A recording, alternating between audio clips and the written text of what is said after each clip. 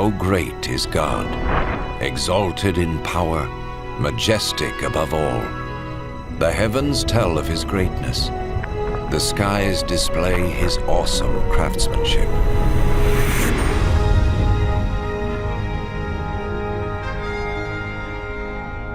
Day after day they continue to speak. Night after night they make him known. In creating the heavens, God also created the earth and formed man from the dust of the ground and breathed into his nostrils the breath of life.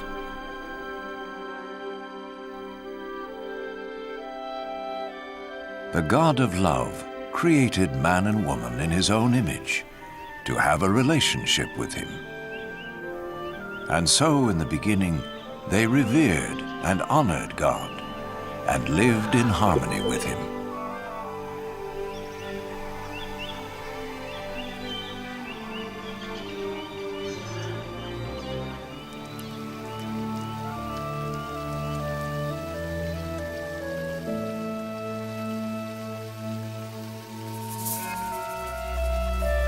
This continued until one day Satan tempted the woman to eat the forbidden fruit, and she gave it to the man, who also ate. In so doing, mankind rebelled against God and went their own way.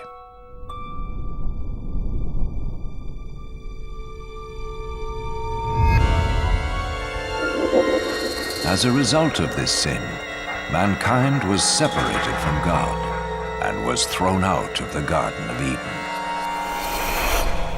But God still loved mankind. It was never his desire to be separate from those he created. Yet how could God be holy and the source of perfect justice if he did not judge mankind for their sin? In his holy book, God reveals his plan to save the world from his judgment. One of the first to see this plan unfold was Abraham.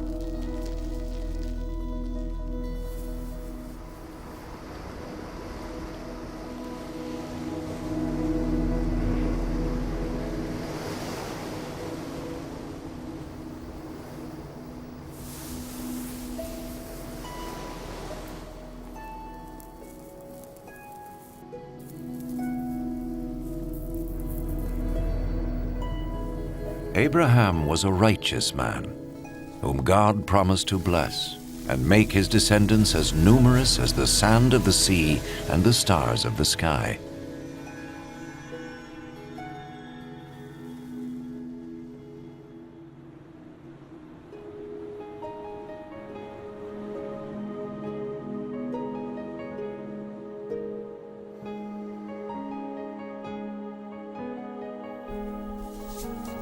To test his obedience, God told Abraham to sacrifice his son as an offering to him.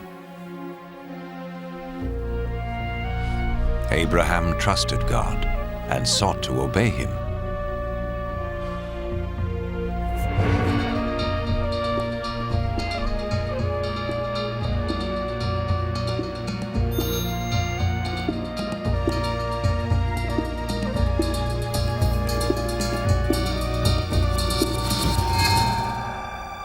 But as he raised his knife to kill his son, the angel of the Lord stopped him.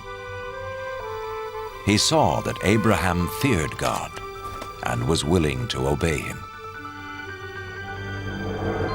Then Abraham saw a ram caught by its horns in a thicket, and he sacrificed the ram instead of his son as an offering to God.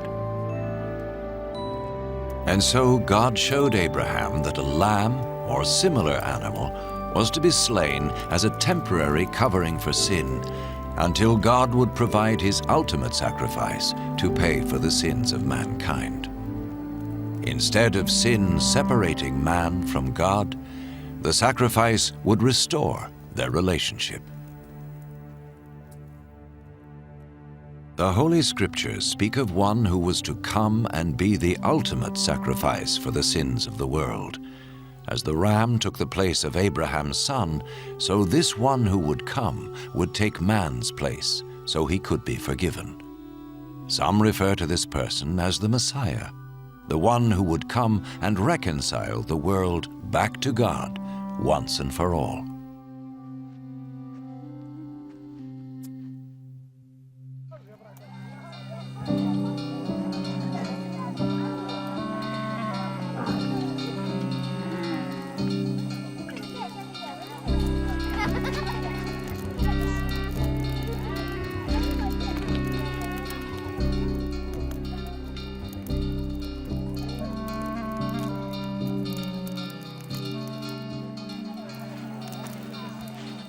The prophets predicted many things in detail about the Messiah, hundreds of years before he appeared.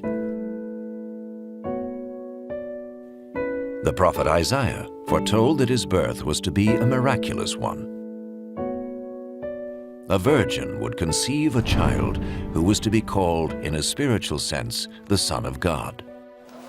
The prophet Micah predicted that the Messiah would be born in Bethlehem, while the prophet Zechariah foretold his entry into Jerusalem on a donkey and his betrayal by Judas, one of his followers.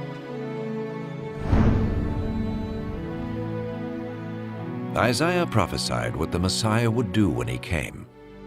The Lord's anointed will preach the good news to the poor, bind up the brokenhearted, proclaim freedom for the captives, and proclaim that the time has come when the Lord will save his people.